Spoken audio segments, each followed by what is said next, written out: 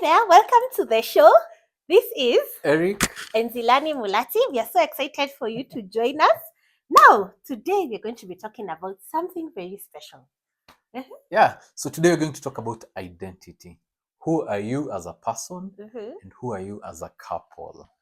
That's a very crucial thing. And the reason we are talking about this is we are so excited. Today is our anniversary. 11 years anniversary. Yeah, we are so excited. We're so excited. And so we are sharing. Yani, wait a moment. Yeah. We've been married for 11 Imagine. years. Time has gone so fast. Does it feel like that? No, it feels like we're getting started. Okay, yes. So we want to share. It actually feels like top that. Top six lessons. Wait. That's why you're wearing red today. No. Okay. So we want to talk about top 6 lessons we've learned in the last 11 years. And today we start with identity, like we've said. And so when you talk about identity, it's very interesting because when the person who I am today is not the same person I was when I met you about 12, 13 years ago. Hey, sincerely, you're not because the I've same changed. person. I've changed. Really changed. Yeah. And so it's interesting because for couples, it's important that you know who you are as a person and to know who you are as a couple so that you're able to avoid a lot of conflict because that's the core of what your marriage will be based on. Yeah, absolutely. Because as you said, we've changed. I think since we met, how we think, even how we look. By the way, that's a topic for another day. Eric did not look like this. He looked very different. Okay, Zilani looked like this. She didn't. So now I think that becomes very, very important. And I think when we look at identity, there are key things to look at. Maybe we can start off what we learned when we were doing premarital counseling, the different personalities, and then we can unpack it more from there. Yeah. So science, and by this science agrees with God. Science is not an enemy of God. So science and research, has been done, and people have been found to have different personalities. So they're different, and you're a leadership trainer, so you know that better. You should be the one explaining this. But science has found the different ways of categorizing people in terms of who they are. So there is the 4 personalities: sanguine, phleg, melancholic, choleric. That's one of the ways of categorizing. What's the other one? There are very many. There's another one around MBTI, Myers-Briggs type indicator that looks at a number of things like what you prefer, where you get your energy from, how you look at information, the information you prefer, how you do things. Are you a logical person mostly, or are you driven by your intuition? And then how you just prefer to do your lifestyle. Are you spontaneous or are you structured? And there's another type of categorizing people where they look at colors. Are you red? Are you green? Are you yellow? And many others. And we've done those personalities, and in a way, when we are starting early in marriage, the one that we used was the four personalities: the sanguine, phleg, mel, and choleric. And we were able to find who we are, and that's okay because it's actually what we came to discover is that's a starting point, because it gives you a kindergarten definition of who you are. But I've found that as I've grown in marriage, I've moved in those boxes. I've changed who I am. I'm choleric, I'm sanguine, and I think in our 4th year we discovered that actually the Bible becomes our reference point for who we are. And now we have to go back to God and find out who are we in God, because in engineering the designer of something determines what that thing is. If you're designing when Apple is designing a phone, they know this is a phone and this is not an Apple Watch. And so the one designing knows what that thing is.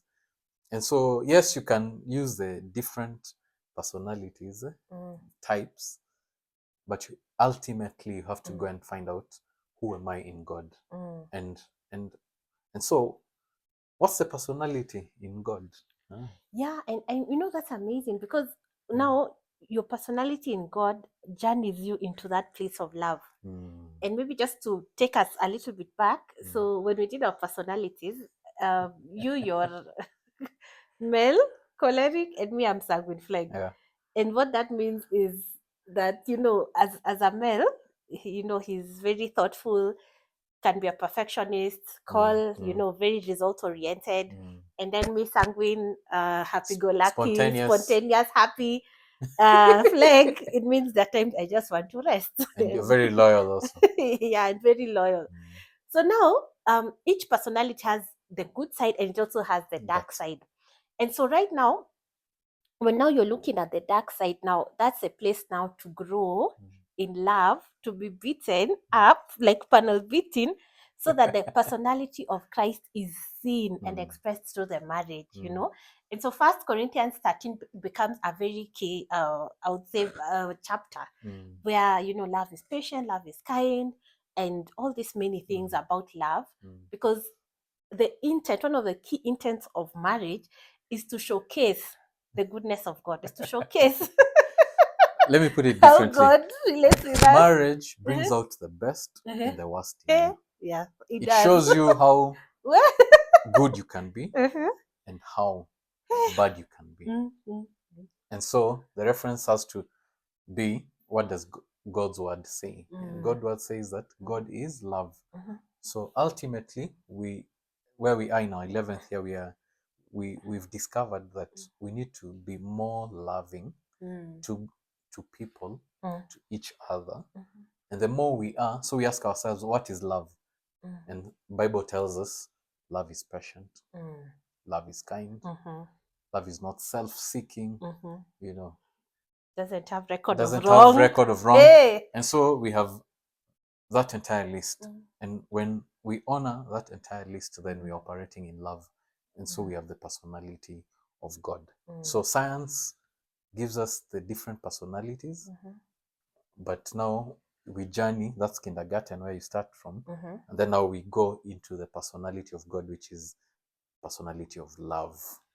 Yeah, and so God is love and we are love. Yeah, and so yeah, that's amazing. And I think one of the key things that I think also that has also, when we talk about identity, that has also been very significant is now, how do you now, you see now here, there's Eric, there's Nzilani, and then there's Eric and Zilani. Wow, yeah. And so how now do you keep, how do you thrive? How does Eric thrive in this marriage? That's interesting that you're mentioning that. How does Zilani thrive in this marriage? And how do we as a couple thrive? Because the question becomes, has your relationship or marriage changed you, who you are? Wow.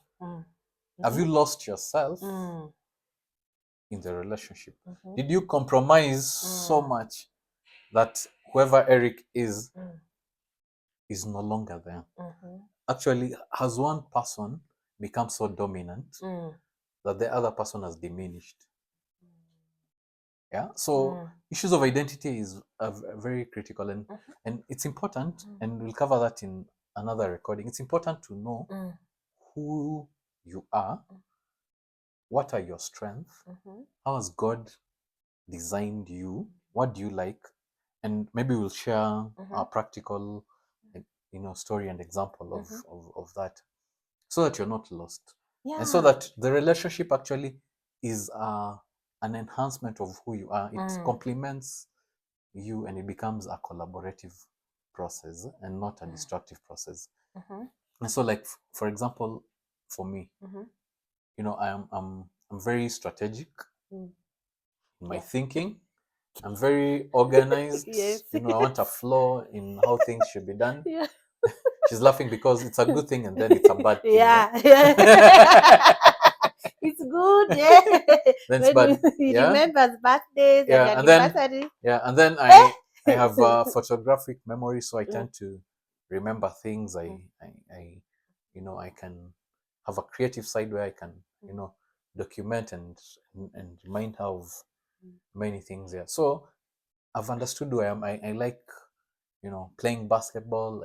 I love, you know, going out to climb mountains and to do fun things outdoor when I'm not indoors. And then also I need a lot of, I energize by retreating. I energize by retreating. And so sometimes I want time alone to just refocus, to think through things, deeply think through things before I come out again. And how do I sustain that and ensure that is not lost in the relationships? And who are you? Oh, well, for me, I actually love to talk to people. Me, I love, love talking to people. I love being out there in events. But interestingly enough, I also have another side that just loves to just chill. You know, just chill, just unwind, just stay in the house and it's good. Possibly. It is good and then it is bad. Yeah. Because when things need to get done, she wants to rest. Yeah, I'm just like, I just want to chill. And then I love, I also love to cook. I love hosting. In fact, when we have guests, I can go overboard. I like hanging out with friends. Like I would just hang out with people. Yeah. So pretty much those are the things that I love. Yeah. And so, how have we, you know, helped each other in our marriage? Is I've gotten to number one. Now here we're getting to the practicalities of how what we've done. Number one, we got to understand who are you, what do you love doing, you know, what is your, you know, your purpose, your what gets you going, what makes you tick. And then we saw areas where there is commonality. Yeah, so like we both love hanging out with friends. We both love serving. Yeah, we love to serve. Yeah, and doing this, you know, recording videos and traveling. Those are things we love. And then there are things that are unique to her. Like for example, going to meet her friends, her girlfriends. You know, there are things that are unique to me, like playing basketball and watching basketball. And so we found ways to have, and with time, what is common between us has expanded.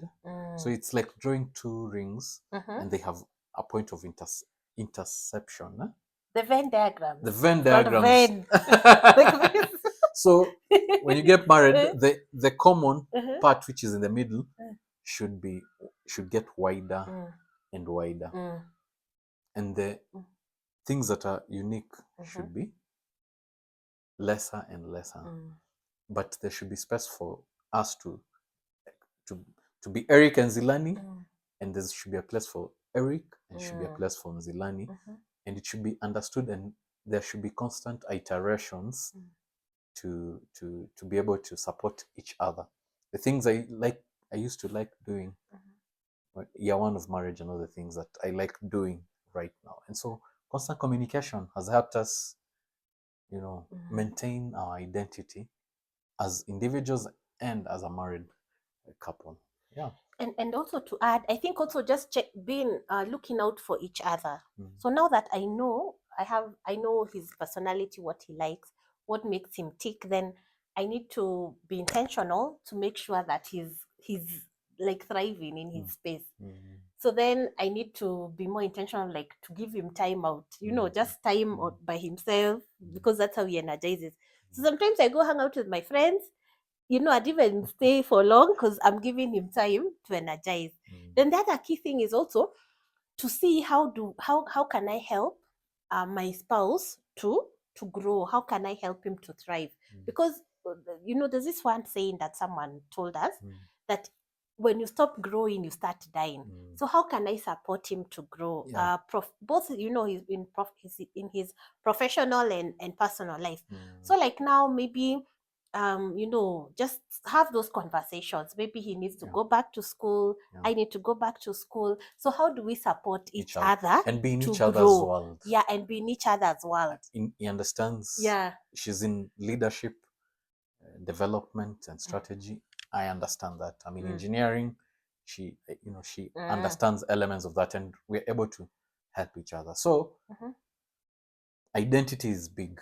Yes, yes. Identity is big. Now, identity is big. Identity is big. Now, here's the other thing about identity. Mm. So then now you've understood, each other, how you're thriving, how you're growing. Now this becomes, I would say, it's like the foundation of the identity. Now, what is God's identity for you? Because that's the bottom line. Yeah, we are here because of God. So how does God see you? How does God see your marriage? What's the uniqueness that you bring into the relationship? What's the uniqueness that you bring to the world? Because sometimes and I think this becomes important. There are different contexts that influence us in one or another, which is not necessarily bad. But now here's the thing: how now do you still maintain your uniqueness as individuals, as a couple, and most importantly, how do you bring this good flavor into the world? So do you want to tell us a little bit about the context? Yes. And so it's interesting because we've talked about what science defines us, what Eric and Zilani have learned over time, but you've brought out a very important aspect, which is how does God see you? Because God is our designer. Yeah. How does God see you? Are you about to? Yes. Are you a son of God, a child of God, a daughter of God? Or are you someone who's just alone without a father? Yeah. And so that's the ultimate of identity. Is what's your relationship with God, and how do you see God, and how does God see you? So we must journey from using science and identifying, I'm a sanguine, I'm a phleg. We must journey away from, and those are growth and layers of growth in identity, because how you grow up, what you've gone through, your experiences, your pain, your trauma affects who you are. But your trauma should not define you. Your pain should not define you. Your experiences should not define you, because it could be that you went through a season that created a lot of pain, and that's not who you are. So it's important to always go back. Who am I in God? Because sometimes some of the people have parents who've defined you wrong, not exactly how God sees you. So is how my parents, my friends, my teachers, because for some people it's the teachers who defined you. Told you, you're a failure, you did not do well in English, in math, and now you are a failure. But yet maybe you're called creatively in the creative world. And so where do you find your identity? What's your source of identity? Our source of identity should be God.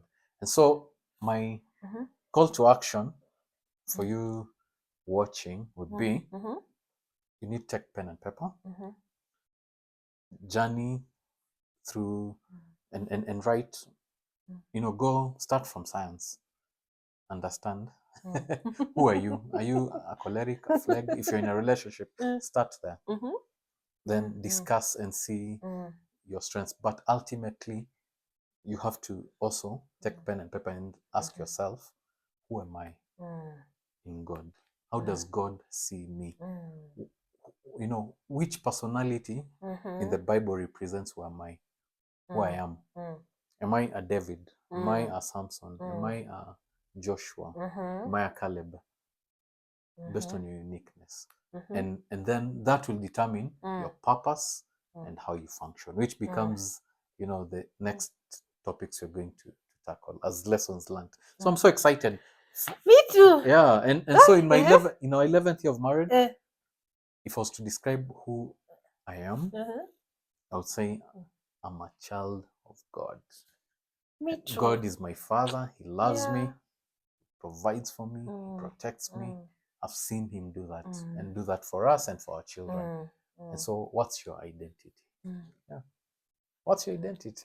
Yeah, me, that's my identity too. Okay. Yeah, stay tuned. Yeah. See you.